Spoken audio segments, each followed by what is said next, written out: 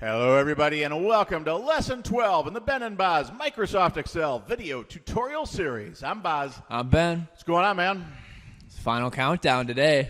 This is exciting. This is video number 12, isn't it? I think I detected a hint of pride in your voice when you're doing the intro. We made it through it. We did it. We We made it. And think about think of all the stuff they've learned if they've stuck through 1 through 12 here. Yeah, roughly about 75 things we've taught them. You know, the goals for today, just for some of these final ones then, of these 75 tips and techniques, we're going to understand how to format numbers a little differently using commas, currency signs, percentages, and decimals. More shortcuts for those. We've done some of those without the shortcuts. We're going to learn how to shade some cells with the fill feature, some more conditional formatting, and then the if function, which is a big one. Important to know that one. Yeah, so specifically, to change those currency, comma, and percentage formats will be Control-Shift plus one extra little piece. We're adding a hotkey, which is not really a shortcut for, but it is a very valuable skill that we're going to get to. Increasing and decreasing decimals using Alt-H and either 0 or 9. If statements is probably the meat of this lesson here, my favorite part, I would say. And then a little bit more on that formatting, just like Boz said before. All right, so as we get into this one here, in this lesson 12, this is kind of matching up with a financial accounting course that's talking about ratios. So what we've done is we have pulled the Home Depot financial statements for the past 3 years of financial results, and we have pre-computed a few different ratios, or at least set them up. I'm going to go through the first ratio here, and we're actually going to compute it together, and the rest I've actually already created the results here. So for the first ratio that we actually need to do the computations, it's an increase in revenue, kind of year-over-year revenue growth. What the numerator here is the change in revenue, the denominator is the base year revenue, and that's for 2020. So I'll do an equals, and then I will go to the change in revenue all over the base year revenue. And then when I go down to 2019, this is the increase in revenue in the year 2019 all over the base year, which was 2018. So I will basically create this formula by copy and pasting over. I highlighted those two and did my Control R. One of those classics. You remember that lesson? I remember those days back in the old days. So what do you think, Ben? Is that good? Should we just drive on?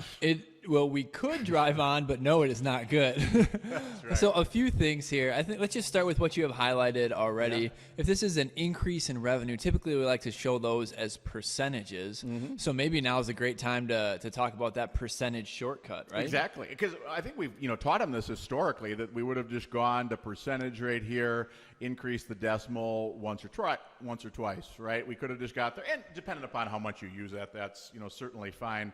I'm going to undo that for a second. What's the shortcut? How can we do this? All right, so our shortcut to format a number in percentage format, hit the Control key, yes, hit the Shift key, got it, and hit the percent key. All right, the 5 basically. All right, so now, Control Shift and the number 5, the percent key, and now we have our percents in there. Yeah, I like more decimals though. I know this is a little bit round, right? So, and especially if you go down, another basically ratio even, you can see that there's not a lot of difference unless you break out the decimals. So we should do that. All right. So should I just go to the decimals right here, increase decimals? That would work. And honestly, I do that a couple times when it's just faster. I don't use this one a ton. But if you wanted a shorter way to do it, you would hit Alt, H, and 0 to increase that decimal. All right. Alt, H, 0. I do that twice. What if I did it and decide that I'm mad and I didn't want to do that and I actually didn't want any decimals, or just I want to decrease the decimals? Control Z. Control Z. Wait a second. That's not what we're trying to teach this time. That's not Control Z. Control Z. All right. I know where you're going with this, though. So what you would do if you did it too much to decrease the decimal is Alt-H and 9. So instead of 0 to increase, it's going to be 9. Yep. Alt-H9 is what will decrease it. So I did that twice. All right. Now I will Control Z it twice to get back to where I wanted to be. Perfect. Maybe two other things. Anything else? There is more we want to clean up, right? So just as you look at where we're at, what should I clean up? I would add the commas in there at some point in time. Let's do that some point in time right now. Sweet. Okay. All right. Well, you remember the old way, right? Just go up, navigate up, and hit the comma button, right? Yep. But if you want to enter it in the cool kid way, it is going to be Control Shift and 1. Just go ahead and hit Control Shift and 1 all at once. Yep. And there you go. I don't like those decimals though. Nope. So we got to get rid of those again, Yeah, right? Alt H9 was our shortcut to get rid of those. So Boz is hitting Alt H9 a couple times to decrease the decimals. Absolutely. So we've done a Control Shift 5 for the percent, a Control Shift 1 for the comma, right? Let's just say, and I don't think I want it, but let's just say that I had wanted a $sign there. What would I do then? Judging by the pattern here, it's going to be Control Shift Yes. and then the $sign in this case. All right, Control Shift 4, and that puts dollars in there. And I could decrease decimals a couple times if I wanted. I really, I've already done that. I really don't. So, but the Control Shift 4 would put a $sign in. So, again, depends on how often you use these things if you want to know those super duper shortcuts. Otherwise, you could have just put the $sign in right there. Should we talk about a super duper shortcut? Oh, I think we should. I almost would have forgotten that, so I'm happy you spoke up that way.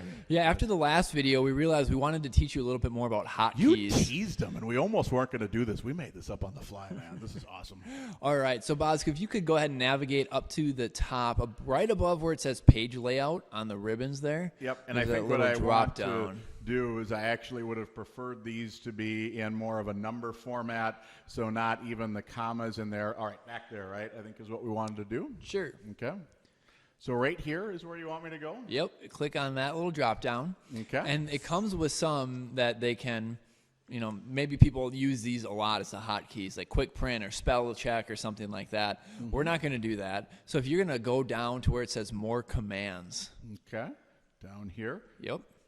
Okay. Perfect. And so the defaults, it says popular commands, and on that left kind of column there, where it says like add or remove, autosave, borders, that type of deal. Those are some pretty popular ones. Mm-hmm. What we want, though, isn't necessarily the most popular one. It just fits us because we're accountants. Okay. So this is not one of the most popular, so I would not find it here, huh? Yep. So you would go then to all commands. All commands. Wow. There's going to be millions here. There are a ton of commands there, and I want you to scroll down until you find comma. All right. They're alphabetical, if that helps you. And you're in the C's, so you're close. Now, C-O is where you want. I keep going down. C-O-M-M, 2 M's in comma. Is that right? Correct. I actually bumped one right there. Combine queries. I'm going to get rid of that. There's comma. Is this the one I want? Do I just get one option for it? Nope. We want a different one. Okay. One more, comma style. Comma That's what we're style. going with that one. All right. All right. So click comma style and then hit add. And now you see it has been added to our hotkey list over there. So I've got 6 hotkeys right now. This is the number 6, huh? Mm-hmm. So, click OK. Yep. And now that we're here, you can see there's a little comma above page layout. Oh, that's didn't that used to be hotkey there. formatting. Yep. And so if you hit Alt, Yep.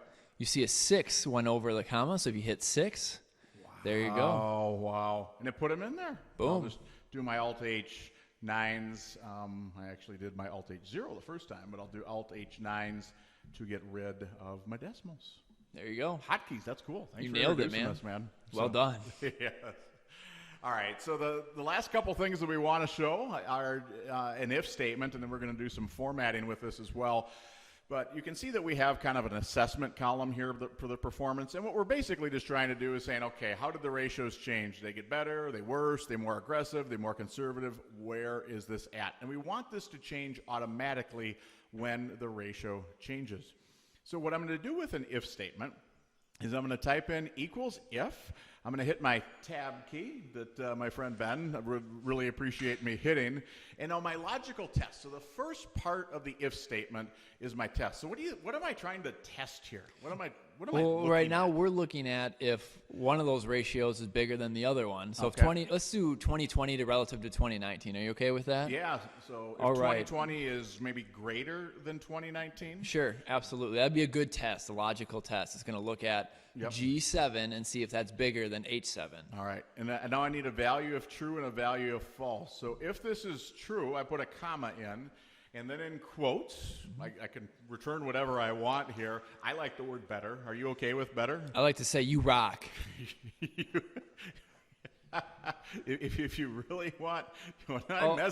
I messed it up. All right, so equals if tab, if the 2021 is greater than the 2019 one, now I put a comma, in quotes, I could put you rock, just to amuse my friend Ben, comma, what if it's not greater? What would I put in You quotes? don't rock. You don't rock. I think that's great. And you can see that it says right here, you don't rock, all right? You did not do a good job. But when you're done with that, what the beauty is once you have this set up, it'll automatically change when you start changing some inputs. So let's say instead of having an increase in revenue of 1.87%, let's say it had actually been 10%, it actually changes to you rock. Now you do rock. You don't rock. We hadn't planned on this, but that's what happens when you get to lesson 12. So normally I'd put better or worse, but you know what? I think the point's here. Now, I'll do Control C to paste this down for my other two ratios where I'm evaluating better or worse, or you rock or you don't rock, and I will paste that in here. I can't use my Control D because they're not touching each other here, but I do right on top of my previous formula, I hit Control C. Right here, I'll hit Control V, and right here, I will hit Control V. Now, as you look at this one, the operating income percentage, Ben, was higher in 2020 than 2019. So does this person or does this company rock? Yeah, they rock for sure. Rock. They improved that operating income percentage. That's a good thing. Now, days inventories, without getting into tons and tons of detail here, is it good to see your days inventories going up? No, they don't rock in this They case. don't rock. So we could do two things here. Certainly we could, change the you rock and the you don't rock. Can you see something that we could do that's even quicker on that one then? You mean instead of just changing what we put in the text there, we could just go ahead and change the greater than sign to a less than sign because this one's a little bit different. The formula is just a different ratio, right? So their days inventories took them longer to sell some stuff, and that went up. They do not rock. All right. So now we go to the last two formulas, and I will once again paste this down, and I think I'll just paste the one I had before, that if it's greater, I don't know intuitively that's just a little bit easier for me to look at. So I've got my structure here. Now, a current ratio going down is not a sign of better or worse, or in Ben's words, rocking or not rocking. A current ratio going down, I would use the word that's getting more aggressive, all right, when your current ratio goes down. Do you want to use that, Ben, or do you have another one for me? I'd prefer getting after it would be a little bit more aggressive. Is getting after it is that an aggressive thing? Yeah, you're getting after it. All right, so your current ratio is Hey, I had a job to do. I'm getting after it. It means like you're taking it, you're getting a little bit more aggressive. Getting after it, all right, and then how about if that current ratio had not gone down, but had gone up, they maybe have more cash compared to current liabilities. I would refer to that as conservative. My guess is you have a different word for us here. I would go with slowing your roll. Slowing your roll. All right, so we are slowing our roll because our current ratio has gone down in this situation. We don't want to roll too fast, get a little too aggressive. We don't want that. We want to slow our roll, so we're getting a little bit more conservative would be the goal here. All right, okay, so we are slowing our roll. All right, Boz, one quick change here. Yep. We see that 1.08 is actually less than 1.11. Yes. So the Home Depot is really getting after it here. Oh, okay. And so what we need to do is flip that greater than sign to a less than sign, because less than or a lower current ratio is going to be indicative of getting after it. They're more aggressive. They're getting after it. All right, They're investing those current assets. We changed that one to a less than. We paste this one down. Quick ratio going up, more cash and receivables compared to your current liabilities. A lot of people would say that's conservative. Ben would say that you are therefore slowing your roll. All right, so we can just paste that one. It's the similar format. So that's the if statement. You can have a lot of fun with the if statement, and the point is you just lock those into your Excel spreadsheet. Right? And then anytime that something changes, it will highlight differently. Now, not only will it highlight differently with different language, all right, but we can also highlight it with colors. So if we wanted to have a color here for whether it's better or worse or the rocking, as my friend Ben would say, we are going to go under conditional formatting. And what I want to do is I want to highlight cells where the text contains "you don't rock." All right? And when the text contains "you don't rock," what do you think? Is red okay with you? I normally think green is go, which is a good thing. Red is bad, right? So "you don't rock," are you good with red there? I would go with red there. I think that makes sense. maybe And you have a bunch of options if you click the little drop down next to the light red fill. So you can do a bunch, and even custom, which is whatever you want to do. But we're going to stick with this one, I would say. So All right. So we're good with the red on that one. We can, and what I actually should probably do is I should probably have highlighted the whole column when I did that. Conditional formatting, and highlight cells rules, a text that contains, I will put in here, "you don't rock," and whenever it has, that is red. So as an example, this company does not rock Home Depot because they had a bad year with revenue growth. If this said 10%, not only would it say "you'd rock," but the red would go away. nice. Yeah. So again, we could have changed, and we've showed them how to use these colors before with the fill, but this is where it automatically changes. Well, how about if they rock? I'll go back to conditional formatting, highlight cells where the text contains "you rock." All right. I was going to do green is go, red I is like bad. green. Green's a good idea here. All right. So we'll put green fill with dark green text. So they rock because their operating income percentage is going down. If instead, because it's going up, that's why they rock. If it had been going down, they wouldn't rock. And similarly, the revenues, had they been going up instead, they would all of a sudden rock and have the green. There you go. I think the last two we really need, well, I don't know, getting after it and slowing your roll. Do you want a color scheme with these, or are you indifferent? Because getting after it isn't necessarily a good thing, and slowing your roll isn't necessarily a good thing either. I don't know that it makes sense to add a color to it. Did you want to put one on there? I'm good with it. Aggressive, I think of them as aggressive and conservative as well, and that's, it depends upon how that aligns with your company vision. So we're just going to kind of leave these neutral. Let people make up their own decision about whether getting after it or slowing their roll is a good or bad thing. I'm more a fan of getting after it. Yeah, but that would be my style as well, as long as it doesn't lead you to bankruptcy, right? So, all right, let's go back. Did we cover everything? We did, our different formats using the shortcuts, hotkeys, decimals. We had an if statement with Ben's entertainment there, along with some conditional formatting. I think we did it all. Do you have any parting words, man? Lesson 12, we're all wrapped up. Thanks for sticking with us, everyone. You now know 75 different ways, at least, to improve your lives. All right, take care, everyone. We'll see ya.